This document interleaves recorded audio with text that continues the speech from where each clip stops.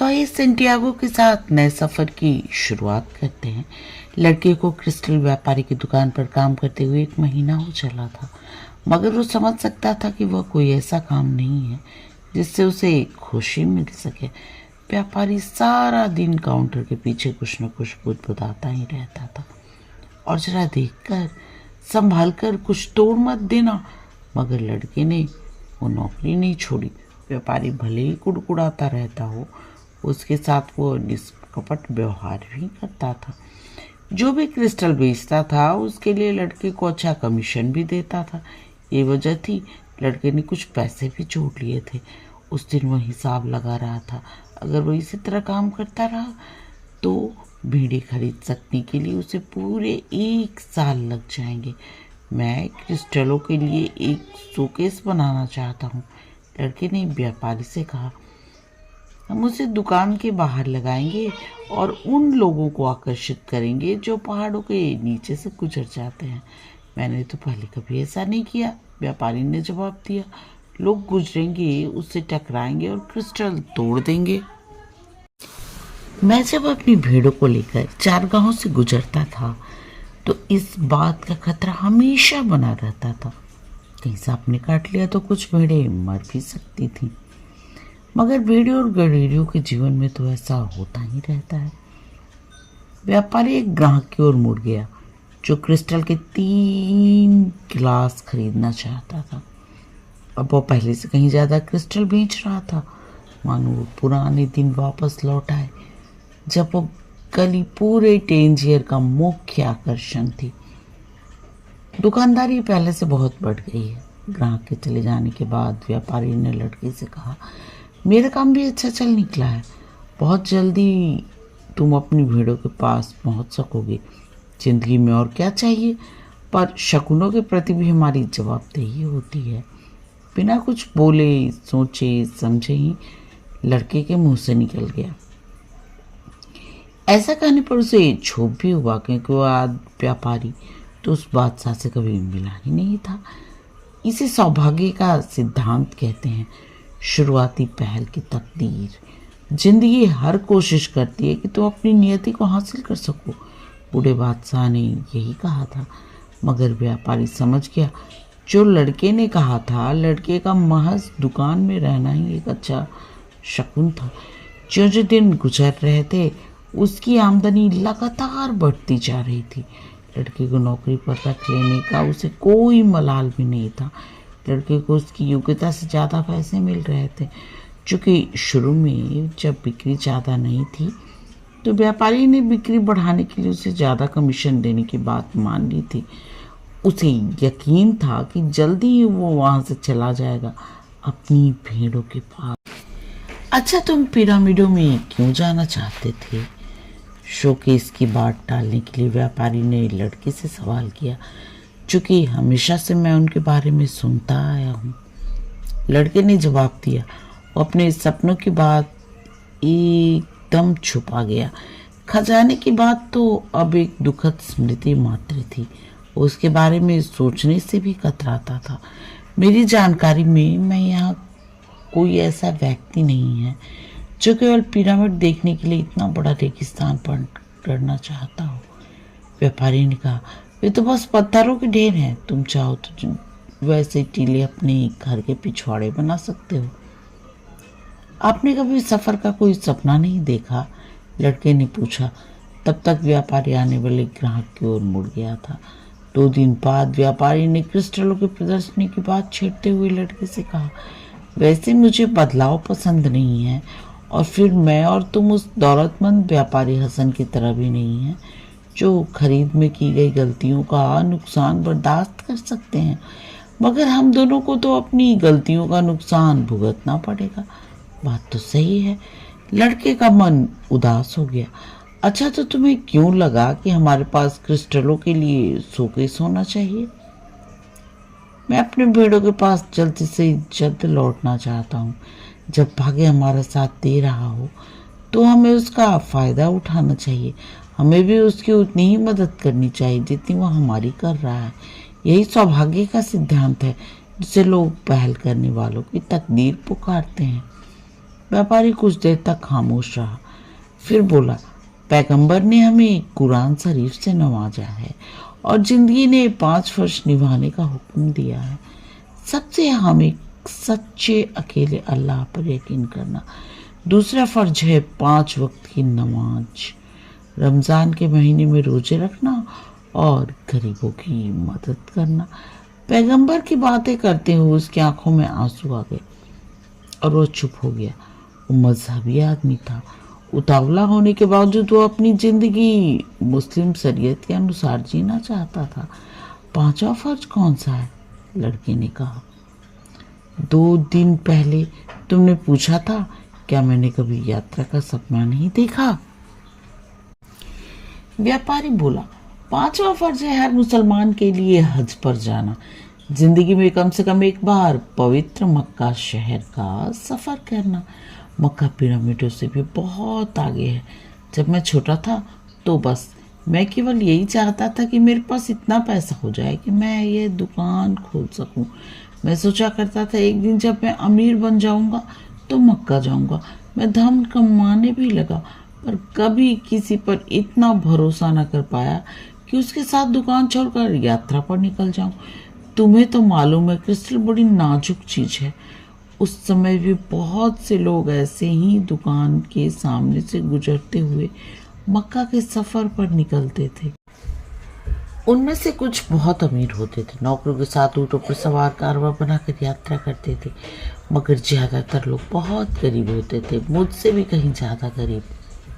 जो भी वहाँ गए थे वे बहुत खुशी मनाते थे कि वे ऐसा कर सके। वे अपने दरवाजों पर हज यात्रा की निशानियां भी लगाते थे। उनमें से एक मोची था जो जूते गांठ कर अपनी जिंदगी बसर करता था। वो बता रहा था कि पूरे 1 साल रेगिस्तान पार करने में उसे इतनी थकावट नहीं हुई जितनी कि टेंसर की गलियों में घूमते हुए चमड़ा खरीदने में। तो आप अब क्यों नहीं कर लेते मक्का की यात्रा? लड़के ने सवाल किया। असल में मक्का का विचार ही है जो मुझे जिंदा रखे हुए है।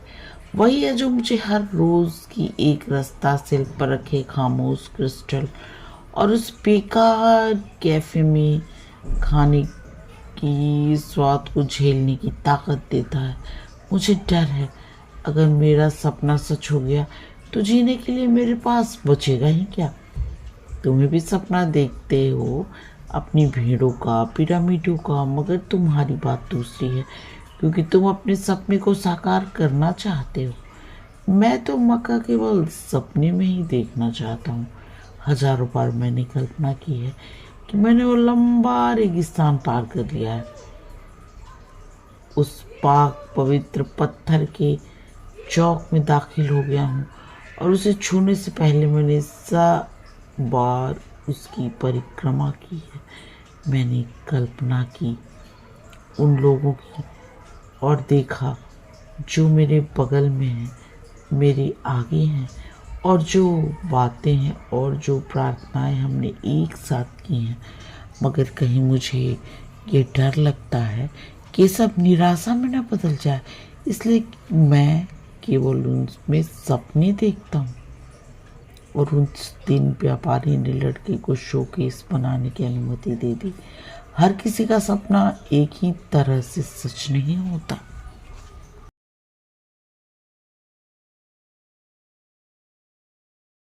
2 महीने और बीत गए। शोकेस की वजह से बहुत से ग्राहक दुकान पर आने लगे। लड़के ने अंदाजा लगाया कि अगर वो 6 महीने और काम कर ले तो वह न केवल स्पेन वापस जा सकता बल्कि 60 भेड़ें भी खरीद सकता है।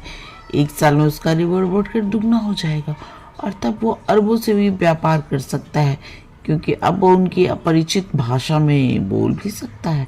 चौक की उस सुबह के बाद उसने थरीम और उरीम पत्थरों का भी इस्तेमाल नहीं किया था, क्योंकि अब मिस्र जाना उसके लिए वैसा ही सपना था जैसा कि क्रिस्टल वाले के लिए मक्का जाना। कुछ भी हो, वो अपने काम से खुश था और सोचता था उस दिन के बारे में जब वो एक विजेता की हैसियत से तरीफा की धरती पर तो कदम रखेगा। तुम्हें हमेशा ये मालूम होना चाहिए कि तुम चाहते क्या हो, यही कहा था उस बूढ़े बादशाह ने। लड़का जानता था कि उसे क्या चाहिए और उसी दिशा में काम कर रहा था। शायद इस अपरिचित धरती पर यही उसका खजाना हो। यहाँ एक ठग से मिलना, सब कुछ लुट जाना और फिर बिना फूटी कौड़ी के भेड़ों के रेवड़ को दुगना कर सकने की बात सोचना किसी खजाने को पार करने से कम तो नहीं है। उसे अपने पर गर्व हुआ। उसने कुछ महत्वपूर्ण बातें सीखी हैं, जैसे क्रिस्टल का व्यापार कैसे किया जाता है, बिना शब्दों की भाषा कैसे बोली जाती है और शकुन क्या होते हैं। एक दोपहर पहाड़ की चोटी पर झांकते हुए एक आदमी को कहते हुए उसने सुना था, इतनी ऊंची चढ़ाई चढ़ने के बाद यहाँ ऐसी एक भी अच्छी जगह नहीं है जहाँ रुककर खुश्क गले को तर किया जा सके, कुछ पिया जा सके। लड़का शकुन पहचानने में माहिर हो गया था, सो उसने क्रिस्टल व्यापारी से कहा, क्यों ना हम पहाड़ी पर चढ़कर आने वाले को चाय पिलाने का काम शुरू कर दें। यहाँ बहुत से लोगों की चाय की दुकानें हैं, व्यापारी ने जवाब दिया, मगर हम तो उन्हें चाय क्रिस्टल के गिलासों में बेचेंगे। लोगों को उनमें चाय पीने का ज़्यादा मजा आएगा और ये हमारे क्रिस्टल गिलास भी खरीदेंगे। खूबसूरती सभी को लुभाती है। व्यापारी ने जवाब में कुछ भी नहीं कहा, मगर दोपहर की नमाज पढ़ने और दुकान बंद करने के बाद उसने लड़के को बुलाकर अपने पास बैठाया और पहली बार अपने साथ हुक्का पीने को कहा।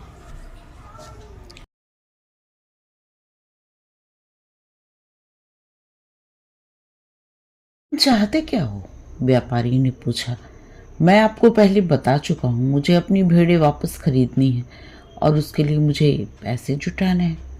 मेरे पास ये दुकान 30 सालों से है, मुझे अच्छे और बुरे क्रिस्टल की पहचान है और अब सब भी जानता हूँ जो क्रिस्टलों के बारे में जानना चाहिए। मुझे मालूम है ग्राहकों की शक्लें और आदतें। अगर हम ग्राहकों को चाय क्रिस्टल में पिलाएंगे तो दुकान का विस्तार होगा और तब मुझे अपनी जीवन शैली को बदलना पड़ेगा। तो क्या अच्छी बात नहीं है? मुझे तो अब इसी तरह रहने की आदत पड़ गई है। तुम्हारे यहाँ आने से पहले मैं सोचा करता था कि मैंने कितने साल यूं ही गंवा दिए। मेरे मित्र यहाँ से बाहर चले गए, उनमें से कुछ के दिवाले निकल गए और कुछ दौलत कमाकर माला माल हो गए। ये सब सोचकर मेरा मन उदास हो जाता था, मगर पीछे मुड़कर देखता हूँ तो लगता है इतना बुरा भी नहीं किया मैंने। अब भी मेरी दुकान उतनी ही बड़ी है जितनी कि मैं चाहता था। नहीं, मैं कोई बदलाव नहीं चाहता। मैं नहीं जानता कि बदलते हालात से कैसे निपटा जाता है। मैं तो जैसा हूँ वैसा ही ठीक हूँ। दुकानदार ने चिलम में के कोयले को और सुलगाते हुए गहरा कश लिया। लड़के की समझ में नहीं आया कि वह क्या कहे। फिर उस व्यापारी ने आगे कहा, तुम मेरे लिए सौभाग्य बनकर आए हो। आज मैं उस चीज को अच्छी तरह समझने लगा हूँ जिसे मैंने इससे पहले कभी समझने बूझने की कोशिश ही नहीं की।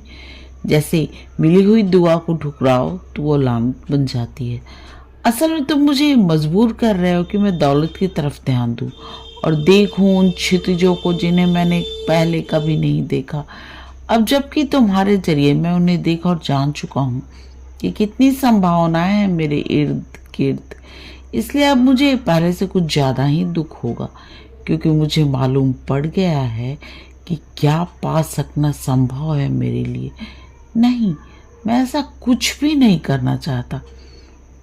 अच्छा हुआ तरीफा में उस बेकरी वाले से मैंने कुछ भी नहीं कहा।